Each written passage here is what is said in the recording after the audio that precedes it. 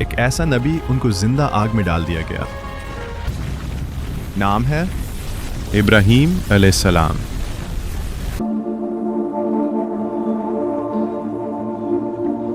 हज़रत इब्राहीम अलैहिस्सलाम का वाक़या उस दौर से शुरू होता है जब बाबल की सरजमीन में बुत परस्ती आम थी और बादशाह नमरूद अपनी खुदाई का दावा करता था। लोग अपने हाथों से बनाए हुए पत्थर और लकड़ी के बुतों के आगे झुकते थे, नजरें चढ़ाते थे और उन्हें नफ़ा व नुकसान का मालिक समझते थे। मगर इब्राहीम अलैहिस्सलाम बचपन ही से गौर व फिक्र करने वाले थे। उन्होंने आसमान के सितारों, चांद और सूरज को देखा और सोचा कि ये सब डूब जाते हैं, इसलिए ये रब नहीं हो सकते, बल्कि असल रब वही है जो सबको पैदा करे और कभी फना न हो।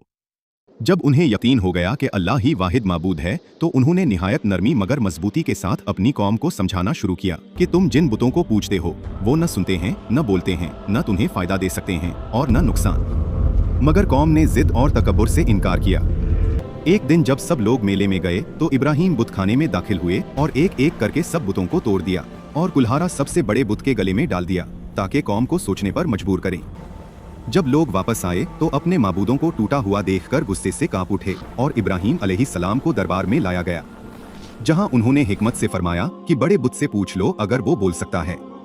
एक लम्हे को लोगों के दिलों में सच की चमक पैदा हुई, मगर फौरन ही उन्होंने अपनी हट धर्मी को तरजीह दी और फैसला किया कि इब्राहीम अलैहिस्सलाम को सख्त तरीन सजा दी जाए। चुनाचे एक बहुत बड़ी आग जलाई गई जिसकी शिद्दत इतनी थी कि कोई इंसान करीब नहीं जा सकता था। इसलिए मंजनीक तैयार की गई और उन्हें उसके जरिए शोलों में फेंक दिया गया। मगर इब्राहीम अलैहिस्सलाम का दिल खौफ से नहीं बल्कि अल्लाह पर कामिल यकीन से भरा हुआ था और वो कहते रहे कि अल्लाह मुझे काफी है और वही बेहतरीन कारसाज है। तब अल्लाह ताला ने आग को हुक्म दिया कि ए आग इब्राहीम पर ठंडी और सलामती वाली हो जा, और वो आग जो हर चीज को जला देती है इब्राहीम अलैहिस्सलाम के लिए गुलजार बन गई। न उनके कपड़े जिस्म जले, न जिस्म को कोई नुकसान पहुंचा, बल्कि वो बिल्कुल महफूज रहे। और जब लोग हैरत व खौफ के आलम में देख रहे थे तो वो सही सलामत आग से बाहर आ गए।